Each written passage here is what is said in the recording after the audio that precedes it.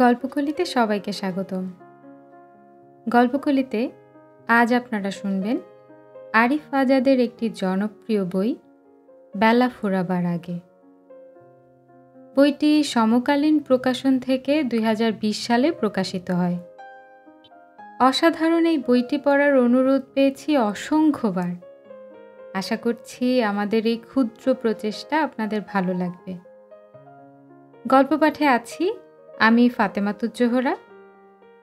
বইটির শুরুতেই লেখকের কিছু কথা তার ভাষাতেই পড়ছি। শুরুর আগে প্রিয় নবী মুহাম্মদ সাল্লাল্লাহু আলাইহি ওয়াসাল্লাম ছিলেন সাহাবীদের চোখের মণি। তাকে এক মুহূর্তের জন্য দৃষ্টির অন্তরাল করা সাহাবীদের জন্য ছিল রীতিমতো বিচ্ছেদের ব্যাপার। নবীজির উপস্থিতি তাদের হৃদয়কে প্রফুল্ল করে তুলত। তাদের ধ্যান ধারণা, তাদের যাপিত জীবনের সকল অনুষঙ্গ আবর্তিত হতো নবীজি সাল্লাল্লাহু আলাইহি ওয়াসাল্লামকে ঘিরেই।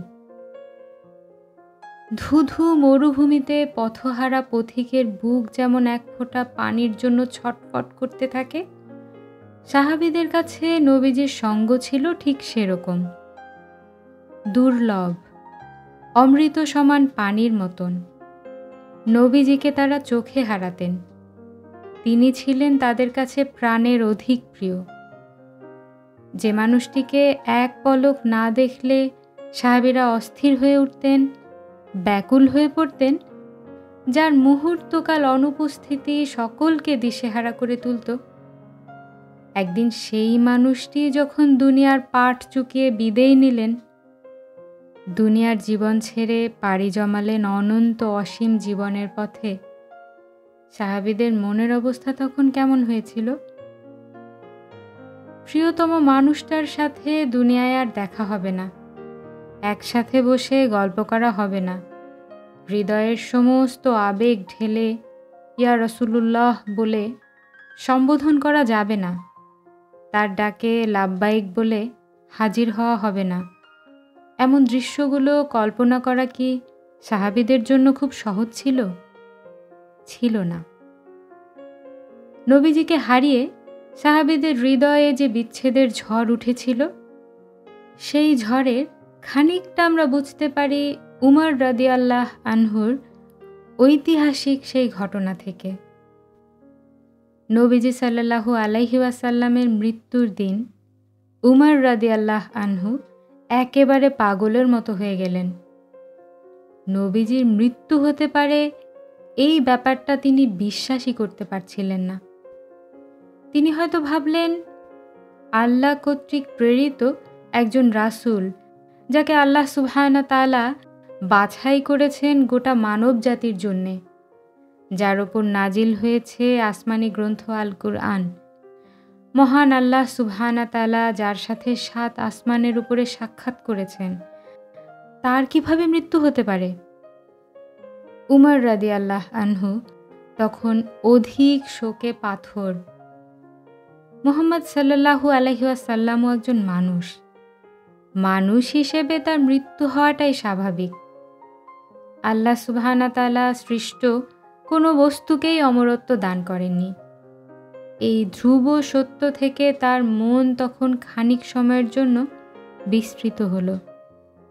নবীজির প্রয়াণ দিবসে এই কথাগুলো বোঝার মতন অবস্থা উমর রাদিয়াল্লাহু আনহুর ছিল না। শোকে মুহ্যমান অবস্থায় তিনি গর্জে উঠলেন, বললেন, যে বলবে মুহাম্মদ সাল্লাল্লাহু আলাইহি ওয়াসাল্লামের মৃত্যু হয়েছে, তাকেই আমি হত্যা করব। ভিড় ঠেলে এগিয়ে এলেন আবু বকর রাদিয়াল্লাহু আনহু। তিনি নবীজি সাল্লাল্লাহু আলাইহি ওয়াসাল্লামের মুখমণ্ডল থেকে চাদরটা সরিয়ে তার শুভ্রোজ্জ্বল চেহারায় দুটো চুমু খেলেন। এরপর উপস্থিত জনতার ঢলকে উদ্দেশ্য করে বললেন, অবশ্যই মুহাম্মদ সাল্লাল্লাহু আলাইহি ওয়াসাল্লাম মৃত্যুবরণ করেছেন। আবু বকর রাদিয়াল্লাহু আনহুর এমন সাদাসিধে বক্তব্যে উমর রাদিয়াল্লাহু আনহুর মনের যাতনা যেন আরও দ্বিগুণ বেড়ে গেল। নবীজির প্রয়াণে যে শোকের সাগর জন্ম নিয়েছে হৃদয়ে, সেই সাগর যেন আরও অশান্ত, আরও বেপরোয়া হয়ে উঠল। উমর রাদিয়াল্লাহু আনহু বলে উঠলেন, না, কখনোই না। মুনাফিকরা চিরতরে নিঃশেষ না হওয়া পর্যন্ত মুহাম্মদ সাল্লাল্লাহু আলাইহি ওয়াসাল্লামের মৃত্যু হতে পারে না। উমর রাদিয়াল্লাহু আনহুকে এমন বিস্মৃত হতে দেখে আবু বকর রাদিয়াল্লাহু আনহু বললেন, যারা মুহাম্মদ সাল্লাল্লাহু আলাইহি ওয়াসাল্লামের ইবাদত করত তারা জেনে রাখুক যে মুহাম্মদ সাল্লাল্লাহু আলাইহি ওয়াসাল্লাম মারা গেছেন। আর যারা আল্লাহ সুবহানাহু তাআলার ইবাদত করে তারা জেনে রাখুক যে আল্লাহ চিরঞ্জীব, চিরন্তন। এরপর তিনি সূরা আল ইমরানের সেই আয়াতটি তিলাওয়াত করলেন, আর মুহাম্মদ কেবল একজন রাসূল, তার পূর্বে নিশ্চয়ই অনেক রাসূল বিগত হয়েছেন। যদি মুহাম্মদ সাল্লাল্লাহু আলাইহি ওয়াসাল্লাম মারা যান কিংবা তাকে হত্যা করা হয়, তবে কি তোমরা আল্লাহর রাস্তা থেকে পলায়ন করবে? জেনে রেখো, যে ব্যক্তি আল্লাহর রাস্তা থেকে পলায়ন করে সে আল্লাহর কোনো ক্ষতি করতে পারে না, আর আল্লাহ শীঘ্রই কৃতজ্ঞদের প্রতিদান প্রদান করবেন। আবু বকর রাদিয়াল্লাহু আনহুর মুখে এই আয়াত শুনে মুহূর্তেই স্তম্ভিত হয়ে যান উমর রাদিয়াল্লাহু আনহু। তিনি বললেন, মনে হলো এই আয়াত আমি আজই প্রথম শুনলাম। উমর রাদিয়াল্লাহু আনহুর মতন একজন বিশিষ্ট সাহাবীও অল্প কিছু সময়ের জন্য বিস্মৃত হয়েছিলেন সেদিন। শোকের আতিশয্যে তিনি ভুলতে বসেছিলেন মুহাম্মদ সাল্লাল্লাহু আলাইহি ওয়াসাল্লামও মৃত্যুবরণ করতে পারেন। একজন নবী, প্রেরিত রাসূল, আসমানি কিতাবের ধারক বাহক, জগতে পদচিহ্ন রাখা সর্বশ্রেষ্ঠ মানুষ, এমন মানুষেরও মৃত্যু হতে পারে? ভাবনার এমন দোটানায়, বিস্মৃতির এমন ঘোরে নিমজ্জিত ছিলেন উমর রাদিয়াল্লাহু আনহু। আবু বকর রাদিয়াল্লাহু আনহুর মুখ থেকে কুরআনের একটি আয়াত শুনেই সেদিন তার এই ঘোর ভাঙল। বুঝতে পারলেন অতি শোকে এক মহা সত্য, এক মহা বাস্তবতা থেকে বিচ্যুত হয়েছেন তিনি। এমন নয় যে এ আয়াত এর আগে উমর রাদিয়াল্লাহু আনহু শোনেননি। ইতোপূর্বে অনেকবার তিনি এই আয়াত তিলাওয়াত করেছেন। অনেক মানুষকে তিনি এই আয়াত পড়ে শুনিয়েছেন, শিখিয়েছেন। তারপরেও তিনি বললেন, মনে হলো এই আয়াত আমি আজই প্রথম শুনলাম। এই যে আবু বকর রাদিয়াল্লাহু আনহুর একটি ছোট্ট রিমাইন্ডার, একটি ছোট্ট নাসিহা, এতেই উমর রাদিয়াল্লাহু আনহু বিস্মৃত অন্তর জেগে উঠেছিল সেদিন। যে মহাসত্য থেকে বিচ্যুত হয়েছিলেন তিনি, আবু বকর রাদিয়াল্লাহু আনহুর একটি ছোট্ট কথা সেদিন তাকে টেনে নিয়ে এলো পরম বাস্তবতায়। তার অন্তর উপলব্ধি করল সত্যটাকে। উপস্থিত সকল সাহাবীও বুঝলেন যে নবী মুহাম্মদ সাল্লাল্লাহু আলাইহি ওয়াসাল্লামের মৃত্যু হতে পারে। যদি সেদিন আবু বকর রাদিয়াল্লাহু আনহু উমর রাদিয়াল্লাহু আনহুর এই ভুল না ভাঙাতেন, তাহলে মুসলিম শিবিরে শিরকের মতো একটি পাপ হয়তো শেকড় গেড়ে বসত। এই ঘটনা বলার উদ্দেশ্য হলো এই, একটি নাসিহা, একটি রিমাইন্ডার, একটি উপদেশ মাঝে মাঝে অনেক গুরুত্বপূর্ণ ভূমিকা রাখে আমাদের জীবনে। বিস্মৃতির অতল তলে তলিয়ে যাওয়া আমাদের হৃদয়গুলোকে জাগিয়ে তুলতে এরকম নাসিহার খুব বেশি দরকার মনে করি। একটি আয়াত কিংবা হাদিস অথবা একটি বাক্য বদলে দিতে পারে আমাদের জীবন, হৃদয়ে মেলে দিতে পারে ভাবনার ডালপালা, বিস্মৃত অন্তরকে নতুন করে জাগাতে, মরচে ধরা ঈমানকে ঝালাই করতে, অবাধ্যতার অন্ধকার থেকে আমাদের তুলে আনতে অনেক সময় একটি লাইনই যথেষ্ট হতে পারে জীবনের উদ্যম ফিরে পেতে। মহান রবের দিকে প্রত্যাবর্তনের জন্য এরকম রিমাইন্ডারের বিকল্প নেই। সেই রিমাইন্ডারের উৎস হতে পারে কোনো সত্যিকারের আল্লাহওয়ালা ব্যক্তির সাহচর্য, হতে পারে ভালো কোনো আলিমের লেকচার, ভিডিও, কোনো ভালো স্কলারের লেখা আর্টিকেল, কিংবা ভালো কোনো দিনই পরামর্শমূলক বই।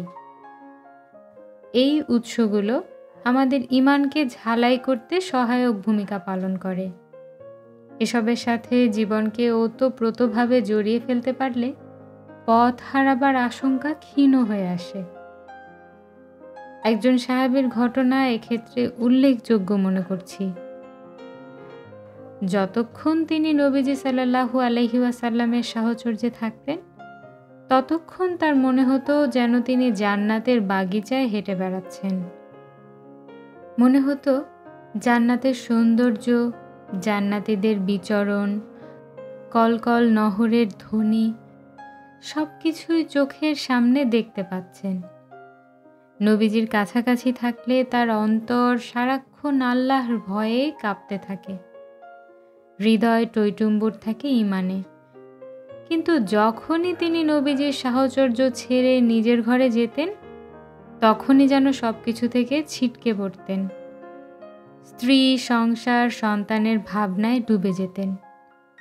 এই ব্যাপারটা তাকে খুব পীড়া দিত। ভাবতেন, নবীজির সাহচর্য ছেড়ে আসলেই বুঝি তিনি মুনাফিক হয়ে যান। না হয় তার কাছ থেকে বিদায় নেওয়া মাত্রই কেনই বা তার মনে হয় যে তিনি দুনিয়ার ভাবনায় ডুবে গেছেন? স্ত্রী, সন্তান, সংসার কেনই বা তার কাছে অধিকতর প্রিয় হয়ে ওঠে? কেন তিনি আবদ্ধ হয়ে পড়েন দুনিয়ার শেকলে? এই চিন্তাগুলো যখন তার হৃদয় পটে উদয় হতো, তখন তিনি অঝরে কাঁদতে শুরু করতেন। এত বেশি কাঁদতেন যে মনে হতো তার খুব প্রিয় কোনো মানুষ বুঝি মৃত্যুবরণ করেছে। যেন কোনো এক নিদারুণ বিচ্ছেদ ব্যথায় তিনি কাতর। একদিন আবু বকর রাদিয়াল্লাহু আনহু তাকে এভাবে কাঁদতে দেখে কান্নার কারণ জানতে চাইলেন। ওই সাহাবী বললেন, তিনি যখন নবীজির সাহচর্যে থাকেন, তখন মনে হয় তিনি যেন জান্নাতে হেঁটে বেড়াচ্ছেন। তার হৃদয় তখন হিদায়াত, নূর আর ঈমানের জোয়ারে টইটুম্বুর থাকে। কিন্তু যখনই ঘরে ফিরেন, মনে হয় যেন দিন থেকে ছিটকে পড়েছেন, দুনিয়াকে আপন করে নিয়েছেন, মুনাফিক হয়ে গেছেন। নবীজির সাথে থাকলে একরকম লাগে, তাকে ছেড়ে এলে অন্যরকম। তিনি জানেন না কেন এমন হয়, কেন তিনি দুসময়ে দুরকম অনুভূতি পান। তখন আবু বকর রাদিয়াল্লাহু আনহু বললেন, তোমার মতো আমার সাথেও ঠিক একই ঘটনা ঘটে। নবীজির পাশে যখন থাকি, মনে হয় এই তো দেখতে পাচ্ছি জান্নাত, এই তো সবুজ মিনার, ওই যে টলটলে স্বচ্ছ পানির ঝর্ণা, সবুজ গালিচার মতো দিগন্ত বিস্তৃত মাঠ। কিন্তু যখনই নবীজির সাহচর্যের বাইরে আসি, যখন নিজের পরিবার পরিজনদের আসরে উপস্থিত হই, মনে হয় এই বুঝি ছিটকে পড়লাম জান্নাতের পথ থেকে, এই বুঝি বিপথে চলে গেলাম, বিভ্রান্ত হয়ে গেলাম। তোমার মতো ঠিক একই সমস্যায় আমিও নিপতিত। চলো আমরা বরং নবীজির কাছে গিয়ে আমাদের সমস্যার কথা জানাই। সাহাবীরা নবীজির পাশাপাশি যখন থাকতেন, তখন একটি জাগরণের মতো সময় কাটত তাদের। ঈমানের আলোচনা, আমলের আলোচনা, জান্নাতের বাহারি বর্ণনা, জাহান্নামের ভয়, তা থেকে পরিত্রাণের উপায় ইত্যাদি আলোচনায় মজে থাকতেন তারা। নবীজির সঙ্গ ত্যাগ করা মাত্রই তাদের মনে হতো, এই বুঝি তারা দিন থেকে ছিটকে পড়লেন, এই বুঝি আবার ডুব দিলেন দুনিয়ায়।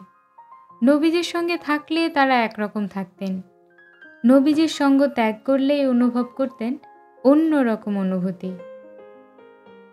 নাসিহা তথা রিমাইন্ডারের গুরুত্বটা এখানেই।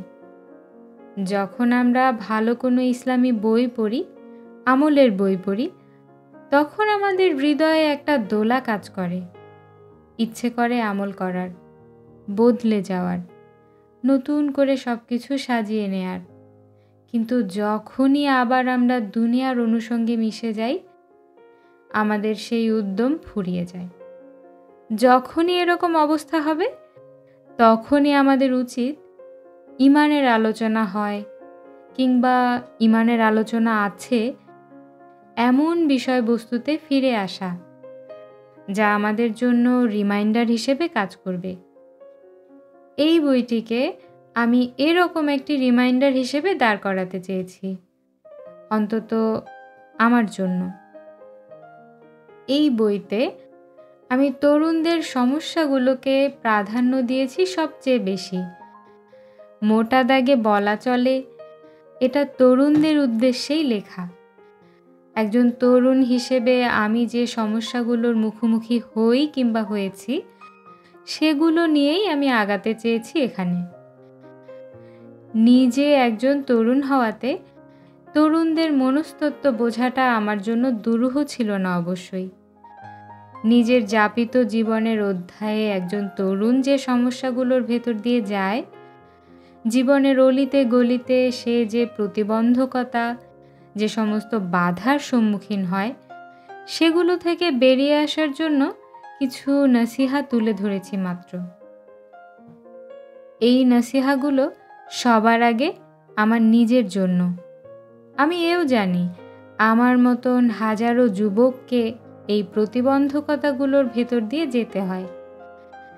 যদি এই বই তাদের সামান্য উপকারে আসে, যদি কোনো তৃষ্ণার্ত হৃদয় খুঁজে পায় এক পশলা বৃষ্টি, অন্ধকারাচ্ছন্ন পথের কোনো এক পথিক যদি খুঁজে পায় এক টুকরো আলো, তবেই আমার এই কাজ সার্থক। তরুণদের নিয়ে কাজ করার স্বপ্ন আমার অনেক দিনের। এই তরুণরাই তো আমাদের উম্মার শক্তি। পিচ্ছিল পথ মারিয়ে আমাদের তরুণরা যত বেশি জীবনের সঠিক গন্তব্যের দিকে ফিরে আসবে, এই উম্মার বিজয় তত বেশি ত্বরান্বিত হবে। জীবনের আদি এবং আসল উদ্দেশ্যকে তারা যখন চিনতে শিখবে, তখন তাদের ভেতর থেকেই উঠে আসবে নতুন যুগের হামজা, খালিদ, আলী এবং উমারের দল। তাদের নিয়ে স্বপ্ন দেখতে এবং স্বপ্ন দেখাতেই আমার এই ছোট্ট প্রয়াস, যে প্রয়াসের সবটুকু জুড়ে আছে তারুণ্য। নিজেকে নতুনভাবে চিনতে, নতুন আঙ্গিকে আবিষ্কার করতে এবার চলুন আমরা ভেতরে প্রবেশ করি। প্রথম অধ্যায়, মন খারাপের দিনে।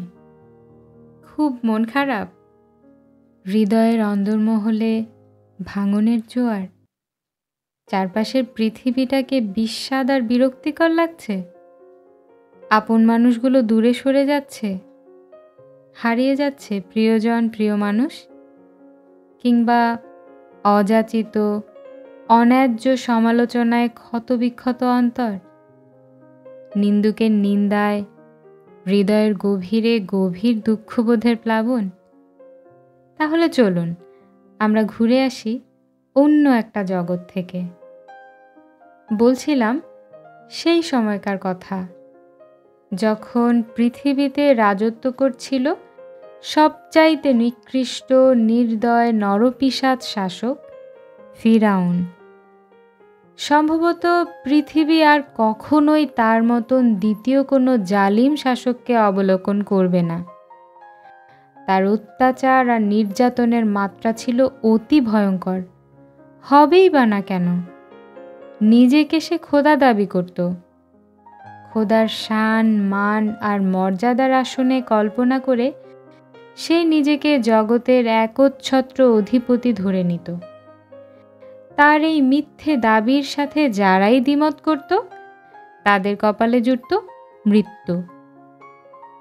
সেই মৃত্যুগুলো কোনো সাধারণ মৃত্যু ছিল না। কাউকে আগুনে পুড়িয়ে মারত, কাউকে পানিতে চুবিয়ে মারত, যেন মৃত্যুর বাহারি আয়োজনে ভরপুর থাকত তার সংসদ। ফিরাউন ধরে ধরে বনি ইসরায়েলের পুত্র সন্তানদের হত্যা করত। ফিরাউন জানত তাকে বধ করার জন্য এই বনি ইসরায়েলের মধ্যেই সত্য ইলাহের একজন সত্য নবী প্রেরিত হবে। সে ভাবত বনি ইসরায়েলের ঘরে জন্ম নেয়া সকল পুত্র সন্তানকে হত্যা করতে পারলেই তার পথের কাঁটা সাফ করে ফেলা যাবে। এই নিষ্ঠুর নির্দয় জালিমের হাত থেকে নিজের সন্তানকে বাঁচাতে মরিয়া হয়ে উঠল শিশু মুসার মায়ের অন্তর। চোখের সামনে প্রাণাধিক প্রিয় সন্তানের নির্মম মৃত্যু দৃশ্য অবলোকন করা দুনিয়ার কোনো বাবা মায়ের পক্ষেই সম্ভব নয়। কিভাবে বাঁচাবেন পুত্রকে তিনি? কিভাবে তাকে আড়াল করবেন জালিম বাহিনীর নাগপাশ থেকে?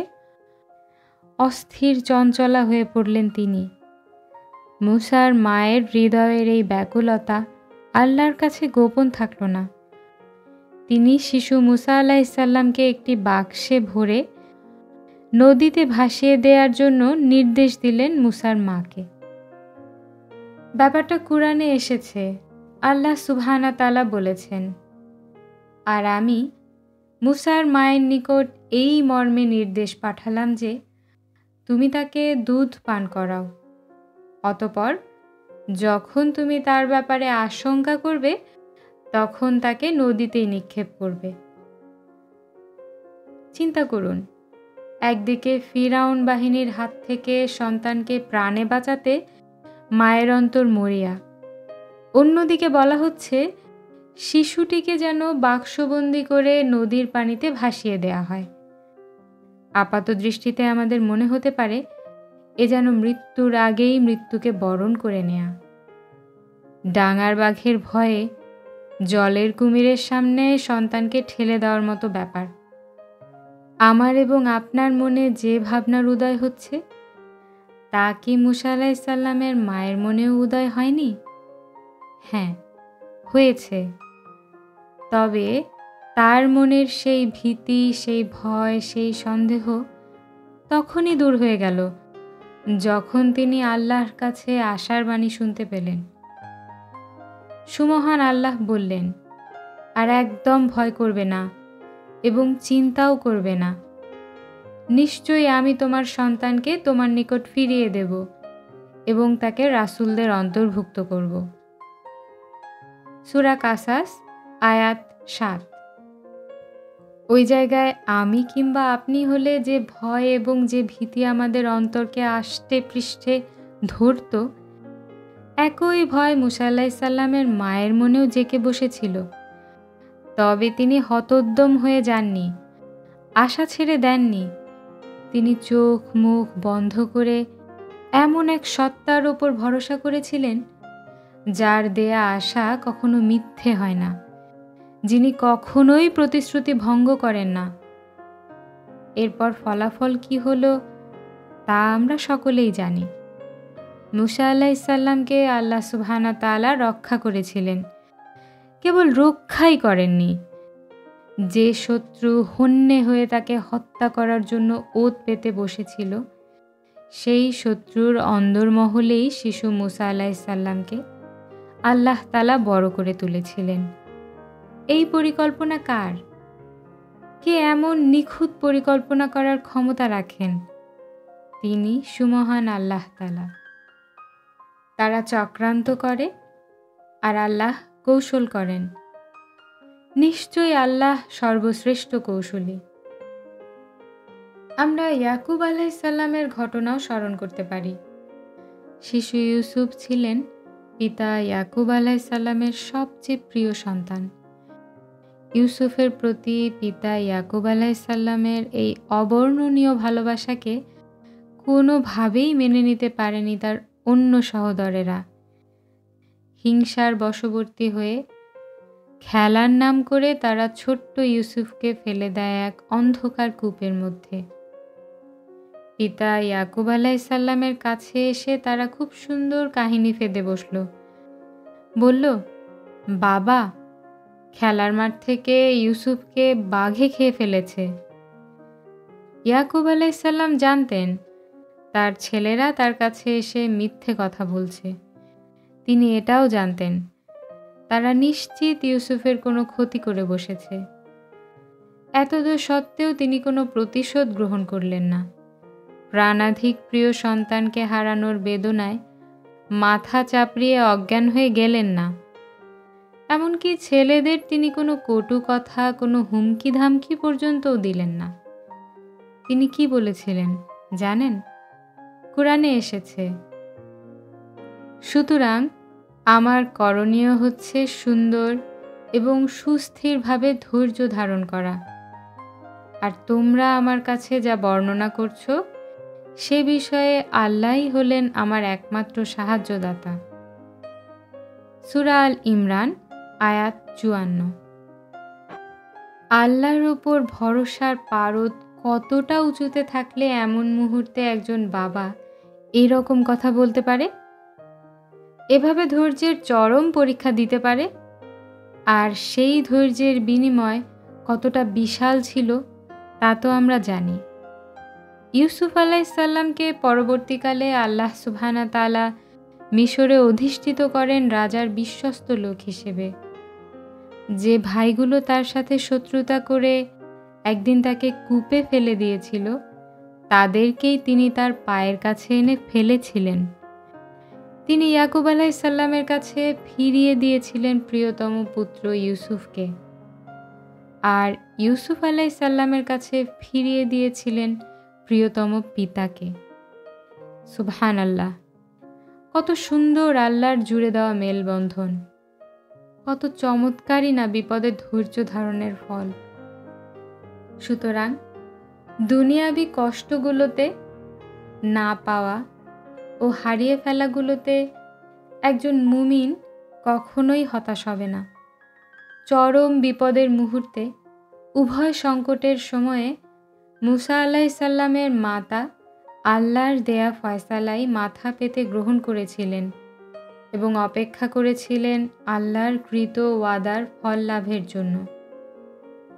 পুত্র হারানোর শোকের দিনেও নবী ইয়াকুব আলাইসাল্লাম দেখিয়েছেন ধৈর্যের চরম পরাকাষ্ঠা। আল্লাহ তাদের কাউকেই হতাশ করেননি। আন্তরিক সাবর এবং আল্লাহর ওপর তাওয়াক্কুল তথা ভরসা করার জন্য আল্লাহ তাদের উত্তম বিনিময় প্রদান করেছেন। মুসা আলাইসাল্লামের মাতার যিনি রব, তিনি আপনারও রব। যিনি ইয়াকুব আলাইসাল্লামের প্রতিপালক, তিনি আপনারও প্রতিপালক। মুসার মাতা যার উপরে ভরসা করেছিলেন, আপনিও তার উপরে ভরসা করুন। ইয়াকুব আলাইসাল্লামের ভরসার কেন্দ্রবিন্দু যেখানে, আপনিও ঠিক সেই জায়গায় আপনার সমস্ত আশা এবং ভরসাকে সমর্পণ করুন। যিনি মুসার মাতার অন্তরকে প্রশান্ত করতে পারেন, তিনি কি আপনার ভেঙে খান খান হয়ে যাওয়া হৃদয়ে প্রশান্তির ফল্গুধারা বইয়ে দিতে পারেন না? যিনি মুসা আলাইসাল্লামকে তার চরম শত্রুর ঘরের মধ্যে বড় করে তুলতে পারেন, তিনি কি চাইলে আপনার দুঃখ, আপনার ব্যথা উপশম করে দিতে পারেন না? যে মহান রব মুসার মাতা আর ইয়াকুব আলাইসাল্লামের ভরসার প্রতীক হয়েছিলেন, আস্থার প্রতীক হয়েছিলেন, সেই রবকে আপনিও আপনার সকল আশা ভরসার প্রতীক বানিয়ে ফেলুন। জীবনের সমস্ত দুর্যোগে কেবল তার উপরেই ভরসা করুন। দেখবেন আপনার জীবন এক অন্যরকম প্রশান্তিতে ভরে গেছে। মানুষ হিসেবে আপনার অবশ্যই জানা উচিত, এই দুনিয়া আপনার জন্য কখনোই নির্মল আর নির্ঝঞ্ঝাট হবে না। জীবনের একটা পরম বাস্তবতা হলো, জীবন কখনোই রেল লাইনের মতো সমান্তরাল হয় না। এই জীবন হলো দুঃখ, ক্লেশ, কষ্ট দিয়ে গড়া। দুনিয়ার সবাইকে আপনি কখনোই আপনার বন্ধু হিসেবে পাবেন না। সবচাইতে পবিত্র, সবচাইতে তাকওয়াবান ব্যক্তি মুহাম্মদ সাল্লাল্লাহু আলাইহি ওয়াসাল্লামও তার চারপাশের সবাইকে কখনোই বন্ধু হিসেবে পাননি। তিনি ছিলেন আল আমিন তথা বিশ্বস্ত, সবার কাছে ন্যায় এবং আস্থার প্রতীক হয়ে ওঠা লোকটিরও সমালোচক ছিল, নিন্দুক ছিল, কুৎসা রটনাকারী ছিল। মানুষের সমালোচনার তীর নবীজি সাল্লাল্লাহু আলাইহি ওয়াসাল্লামকেও বিদ্ধ করতে ছাড়েনি। নবীজি যখন সমালোচকদের দ্বারা ক্ষতবিক্ষত, যখন তার হৃদয় ভারী হয়ে উঠেছিল মানুষের কটু কথার কটু বাক্যে, তখন আল্লাহ সুবহানাহু ওয়া তাআলা বললেন, আর আমি তো জানি তারা যা বলে তাতে আপনার অন্তর ক্ষতবিক্ষত হয়। সুতরাং আপনি আপনার রবের প্রশংসায় তাসবিহ পাঠ করুন আর অন্তর্ভুক্ত হন সিজদাকারীদের। স্বয়ং নবীজিকে যেখানে সমালোচনার ভেতর দিয়ে যেতে হয়েছে, সেখানে আপনি বা আমি কিভাবে ধরে নিতে পারি যে আমাদের সমালোচক থাকবে না, নিন্দুক থাকবে না, আমাদের পেছনে কুৎসা রটনাকারী থাকবে না? বস্তুত এটাই হলো জীবন। এর জবাবে আমাদের প্রতিউত্তর কি হবে? আল্লাহ শিখিয়ে দিচ্ছেন তাসবিহ পাঠ এবং সালাত আদায়। এতেই রয়েছে ক্ষতবিক্ষত অন্তরের দুঃখ সারানোর উপশম, ভগ্ন হৃদয় পুনর্নির্মাণের মহৌষধ। নবীজিও আল্লাহর বাতলে দেয়া উপায়েই হৃদয়কে প্রশান্ত করেছেন। মানুষের অযাচিত সমালোচনায় যখন তার হৃদয় বেদনার ভারে নুয়ে পড়ত, তখন তিনি বিলাল রাদিয়াল্লাহু আনহুকে সালাতের জন্য ডাকতেন আর বলতেন, বিলাল, সালাতের মাধ্যমে আমাদের অন্তরকে প্রশান্ত করো। যখন কেউ আপনার নামে কুৎসা রটাবে, অনর্থক আপনার নামে সমালোচনা করবে, তখন আপনি ধৈর্যহারা হবেন না, হতবিহ্বল হবেন না, সাবর করবেন। এই সাবরের ফল সুমিষ্ট। আয়েশা রাদিয়াল্লাহু আনহার ব্যাপারে দেয়া মুনাফিকদের অপবাদের কথা কি মনে আছে? একবার এক সফরের সময় তিনি কাফেলা থেকে একটু পিছিয়ে পড়েন। তিনি যে কাফেলা থেকে ছিটকে পড়েছেন সেটা কেউ বুঝতে পারেনি। এরপর জনশূন্য সেই প্রান্তরে তিনি ঠিক কি করবেন এমন ভাবনার দোলাচলের সময় যেতে লাগলো। একসময় তিনি সেখানটায় ঘুমিয়ে পড়েন। পরে সাফওয়ান ইবনু সুলামি ওই পথ অতিক্রম করার সময় আয়েশা রাদিয়াল্লাহু আনহাকে দেখতে পান এবং তাকে সাথে নিয়ে পুনরায় কাফেলায় যোগ দেন। এই ঘটনাটি নিয়ে কুৎসা রটিয়ে বেড়ায় মুনাফিকদের সর্দার আব্দুল্লাহ ইবনে উবাই। সে প্রশ্ন তোলে আয়েশা রাদিয়াল্লাহু আনহার পবিত্র চরিত্র নিয়ে। শুনতে অবাক লাগলেও সত্য, মুনাফিকদের এই কুৎসা, এই সমালোচনা এবং তিরস্কার রাসূলুল্লাহ সাল্লাল্লাহু আলাইহি ওয়াসাল্লাম এবং আয়েশা রাদিয়াল্লাহু আনহার মাঝে সাময়িক দূরত্বের কারণ হয়ে দাঁড়িয়েছিল। নবীজি বুঝতে পারছিলেন না সমালোচকদের তিনি কি জবাব দেবেন, কিভাবেই বা প্রমাণ করবেন যে আয়েশা একজন সতীসাধ্বী নারী। তাছাড়া আব্দুল্লাহ ইবনু উবাই যা প্রচার করে বেড়াচ্ছে তার সত্য মিথ্যার ব্যাপারেও তিনি সন্দিহান। তিনি কেবল আল্লাহর উপর ভরসা করলেন। এমন দোটানা পরিস্থিতি, এমন বিপন্ন সময়ে তিনি এক মহামহিম আল্লাহর উপর তাওয়াক্কুল করেছেন। আয়েশা রাদিয়াল্লাহু আনহাও তাই করলেন। কারো সাথে কোনো বিরোধ করেননি, কোথাও উচ্চবাচ্য করেননি। চোখের জল ফেলে কেবল আল্লাহর কাছে নিজের সমস্ত অভিযোগ, সমস্ত বাসনা সুপর্দ করেছেন। আল্লাহ সুবহানাহু ওয়া তাআলা কি মুহাম্মদ সাল্লাল্লাহু আলাইহি ওয়াসাল্লাম কিংবা আয়েশা রাদিয়াল্লাহু আনহাকে নিরাশ করেছেন, হতাশ করেছেন? মুনাফিকদের বিরুদ্ধে, সমালোচনাকারীদের বিরুদ্ধে, কুৎসা রটনাকারীদের বিরুদ্ধে সাহায্য করেননি? অবশ্যই করেছেন।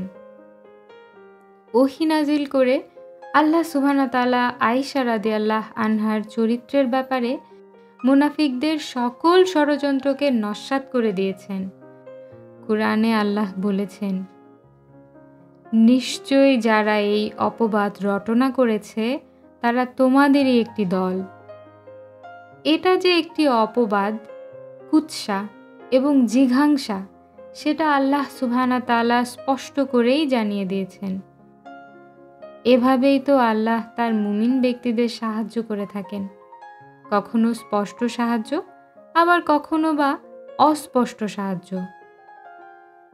জীবনে আপনিও আপনার চারপাশে একটি দল পাবেন যারা সর্বদা আপনার সমালোচনায় মুখর থাকবে, গভীর পর্যবেক্ষণের দ্বারা আপনার ভালো কাজটির খুঁত বের করবে, আপনার ত্রুটিযুক্ত কাজটিকে ফলাও করে প্রচার করে বেড়াবে, যাতে আপনাকে মানসিকভাবে ভেঙে দেয়া যায়, যাতে আপনি হতাশ হয়ে পড়েন, আপনার মন যাতে বিষিয়ে ওঠে।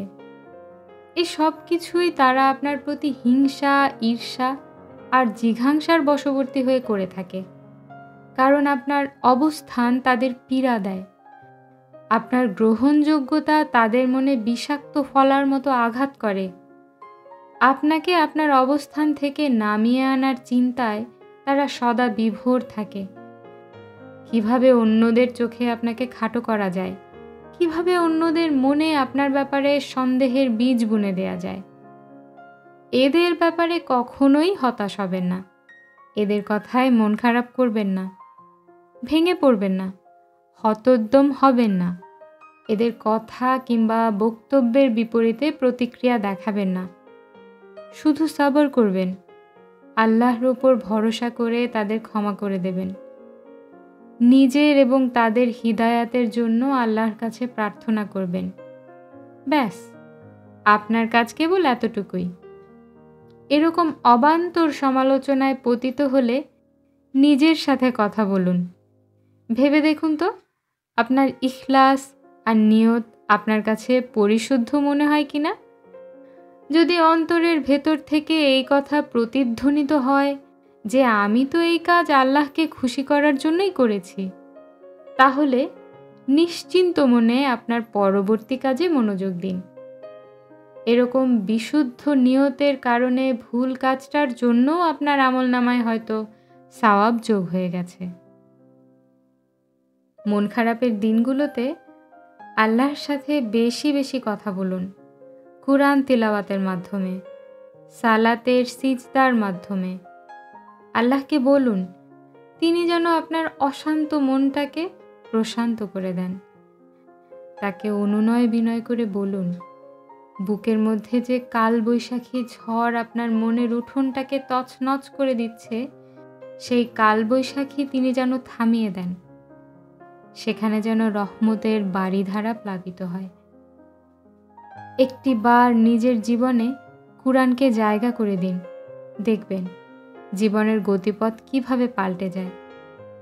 কুরআনের সার নির্যাসকে একবার নিজের জীবনে বাস্তবায়ন করেই দেখুন না, দেখবেন আপনার জীবনটা অন্যরকম এক শীতলতায় ভরে উঠেছে। দুনিয়ার মানুষ যে অন্তর ভেঙে দেয়, আল্লাহ সুবহানাহু ওয়া তাআলা সেই অন্তর ভালোবাসার প্রলেপে জোড়া লাগিয়ে দেন। আপনার মনে হচ্ছে আপনি ব্যর্থ হয়ে গেছেন, তাই না? মনে হচ্ছে পৃথিবীটা আপনার জন্য সংকীর্ণ হয়ে গেছে, জীবনের কোনো মানে খুঁজে না পেয়ে হতাশায় নিমজ্জিত আপনার তনুমন। এই তো, কুরআন খুলুন, দেখুন আপনার রব আপনার জন্যই বলছেন। অবশ্যই বিশ্বাসীরা সফল হয়েছে। আপনি একজন মুমিন, একজন বিশ্বাসী, একজন তাকওয়াবান। আপনি তো হতাশ হতে পারেন না।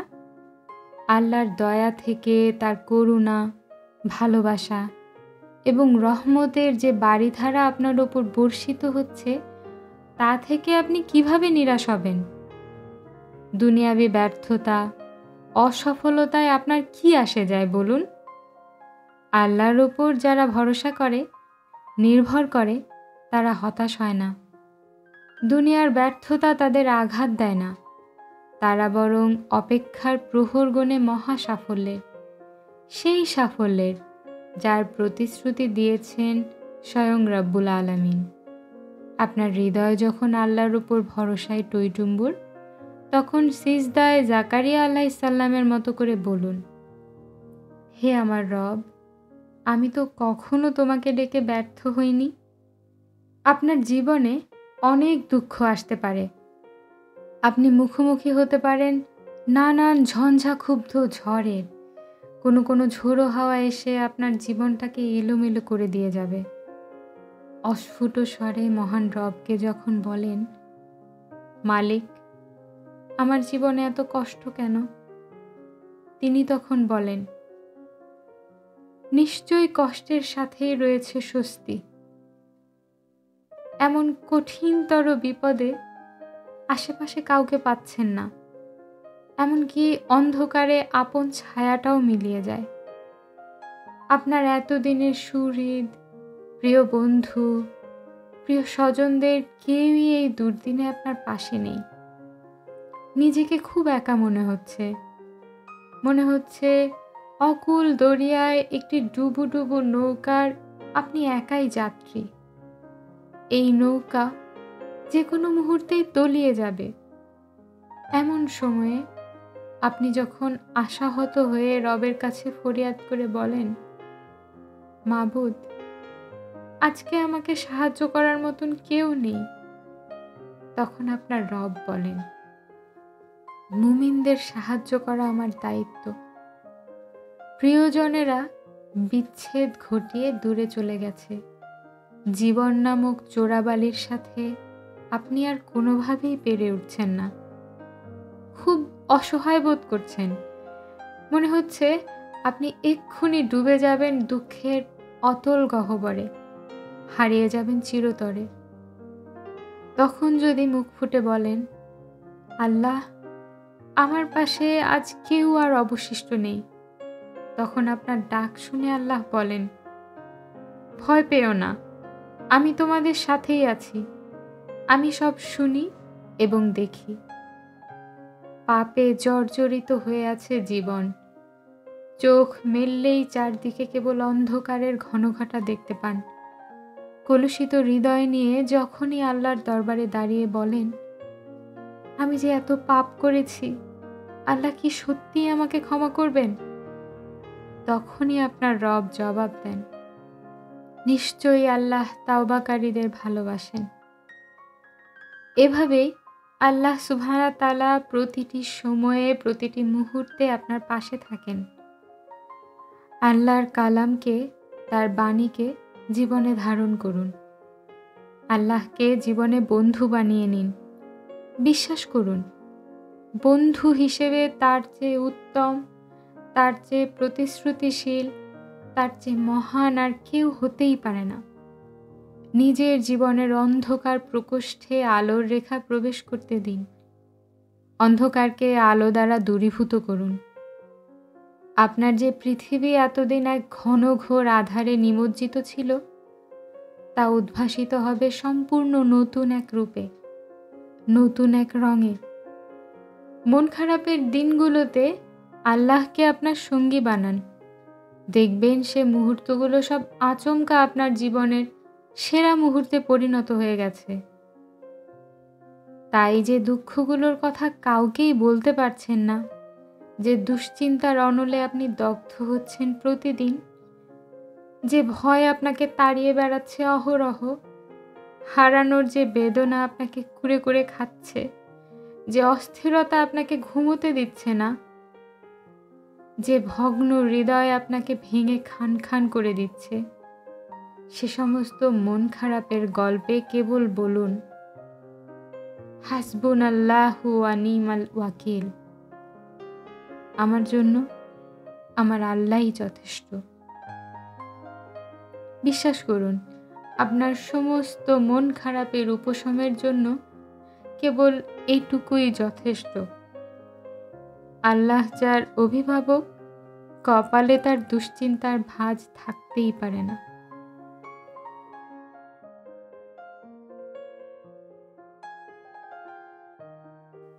গল্পকলিতে আজ আপনারা শুনলেন বেলা ফুরাবার আগে বইটির প্রথম পর্ব। খুব শীঘ্রই আসছি দ্বিতীয় পর্ব নিয়ে। গল্পকলির সাথেই থাকুন। আমাদের গল্পগুলো যদি আপনাদের ভালো লাগে, please subscribe, like, comment and share. সবাই সুস্থ থাকুন, ভালো থাকুন, গল্পগুলির সাথেই থাকবেন।